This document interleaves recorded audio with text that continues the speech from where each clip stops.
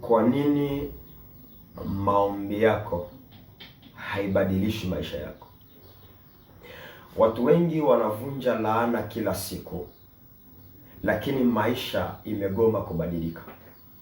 Unajua kwa nini? Kwa sababu wanatafuta miujiza wakati ambapo wangelipaswa kutafuta maarifa ya kutawala maisha yao.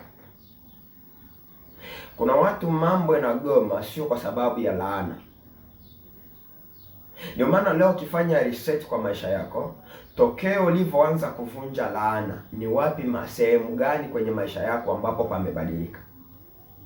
Kuna watu biashara haigomi kwa sababu ya laana, biashara imegoma kwa sababu hawana maarifa ya kutawala biashara. Kuna watu wanavunja laana eti wamewalaani hawatawahi olewa. Tatizo sio laana ya kukufanya usiolewe, lakini tatizo huna maarifa na hujui kuongea, ndio maana huwezi ukaoa wala kuolewa.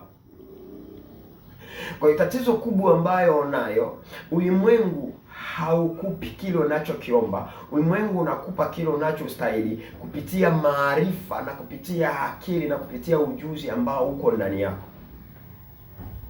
Ukihitaji umiliki, ukihitaji uwe na sehemu kwenye maisha yako, lazima ujifunze kuwa na maarifa. Wakati mwingine maombi haiwezi kupa kile unachokitaka kwa wakati huo. Maombi inakupa kile unachokistahili kupitia kitu ambacho Mungu aliweka ndani mwako.